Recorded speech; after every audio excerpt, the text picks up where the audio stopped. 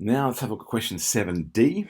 Well, 7d, it's this one here. We've got 8x minus 1 equals 16x minus 1. So let's write that down. I'll rewrite. I've got next there. 8 to the, I wrote the wrong thing first.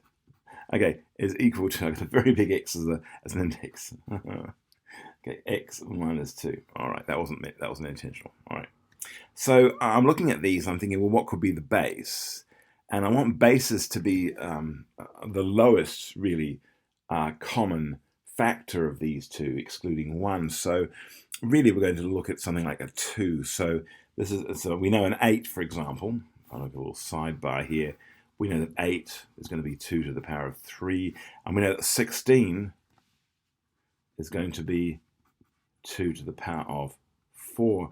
Now, it's actually true we could do it slightly differently. It would be nice to say, well, we could do this to powers of 4, but we really can't because there's no power of 4 as an integer that equals 8. So we're going to go with 2s. There they are.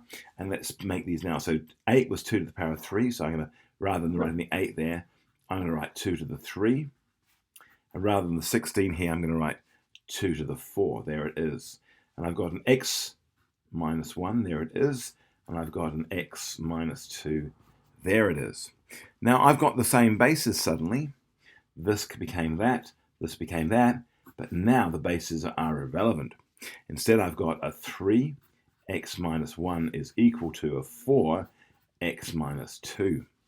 All right, let's expand these out. Well, I've got a 3x's and a 3 minus 1 is minus 3. It's equal to 4x, and a 4x minus 2 is going to be a minus an 8. Okay, I'm actually going to switch these around. I prefer it that way around. You don't have to, of course. I like the x on the left-hand side, so I'm going to subtract 3x from both sides, and then suddenly we've got our x. There it is. 4x minus 3x is x minus 8 is equal to negative 3. So I'd like the x to stay there, but I want the negative 8 on the other side, so I'm going to add 8 to both sides. There it is. And of course, an 8 and a negative 8 is 0. Leave me with an x. Negative 3 and 8 is going to be a 5. And there is my solution.